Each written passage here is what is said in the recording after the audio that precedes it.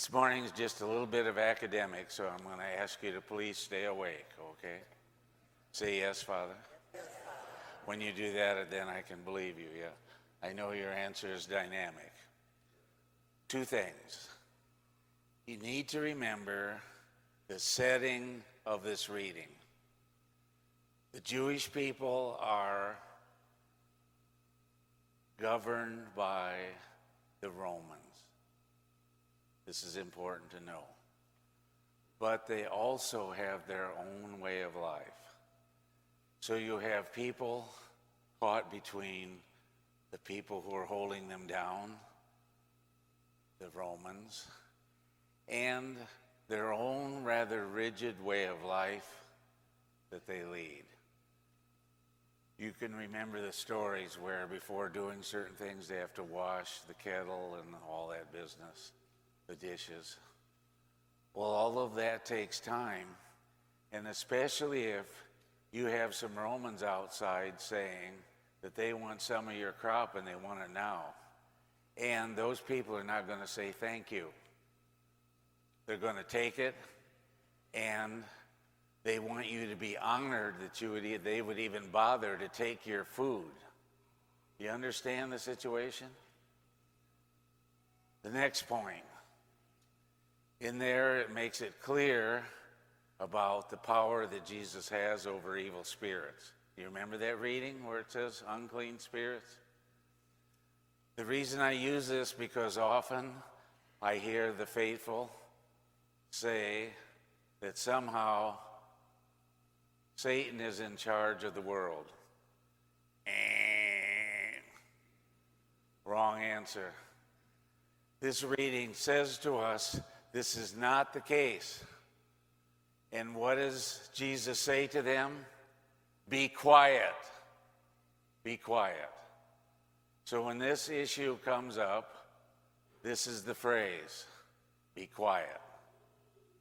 And maybe we need to remind one another that that's the case. Say yes, Father. Okay, now we got it. I'm happy. I know you're awake. Now, this is the story this week has to do with authority. So when Jesus spoke in the synagogue, they recognized something different. And what they recognized was this, that the person had integrity, that they could actually believe what they said. They struggled with their own leaders because often they were not inspirational, nor did they think that they were persons that would help them with their relationship with God and grow deeper with that. They didn't believe that. So in this situation, there is a dynamism, there is a heart to the message that Jesus is talking about in the scripture. They pick that up and they say, therefore, this man speaks with authority. One of the reasons we bring this up is because there was a struggle at this time, like I mentioned earlier this morning, about the Romans who kept the Israelites captive. They're conquered. They're a conquered people. And so the authority that was used often by them, as well as their own people in Israel, was that they used the authority for themselves, for the perks that were there, and they often lorded over people. And you know what the lorded over people means? That the particular individual who had authority, he did things for himself first, the people last, if he had time. Do you understand what I'm saying here? So the authority, you could not trust it that they were going to be there for them. When Jesus comes in, you see a person who has authority, but it's the huge difference is the authority is being used to help the people to whom he is speaking. That's the big difference. And often when the authority spoke or did things, They often did punishments, severe punishments. For the Jews, sometimes that would mean long penances. For the people who came from Rome and who administered that, it could be beatings. It could be that his wife or children would be sold. It could even mean that he would be killed. That's how serious it was. So this experience that these people had was so different because they felt the heart of Jesus.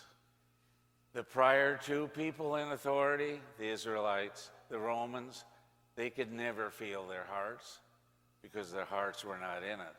They were only interested in what was beneficial to themselves. So Jesus has this positive effect on people. And the positive effect is he doesn't push them down, but he raises them up. And so we call this, excuse me, that his particular authority was for raising up, confirming, and supporting people, not pushing them down. That's the great big difference. Excuse me.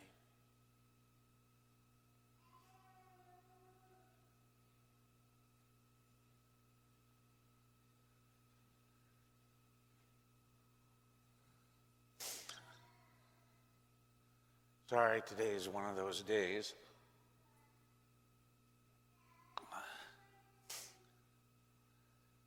So as we see Jesus facing his people, he's bringing this new sense that authority is for ministry, which means it's for the betterment of all those around the person who has that authority. And the mind of the person with authority is this: everything for the people first, the one who has authority last. And Jesus repeats this with the apostles before he leads them.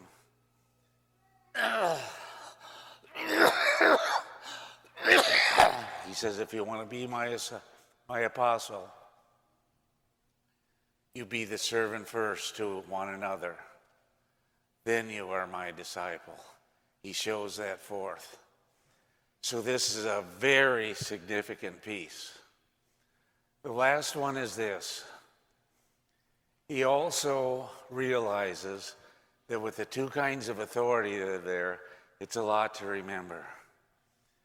So in one of the readings, you remember this, Jesus is asked, who is or what are the most important commandments?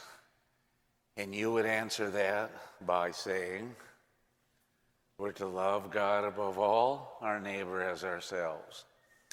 So what he does in authority is that he takes all of the commandments, all of their life and their faith, and he says, if you love God and love your neighbor, you've got a hold of the central meaning of your faith. They didn't have that kind of clarity before because they were involved in all kinds of rituals. Plus, as being a captive people, they were put on by the Romans. So all of this is going on in their lives. So Jesus clarifies that for them. And that's what a leader does. Clarifies, urges, give his people new energy.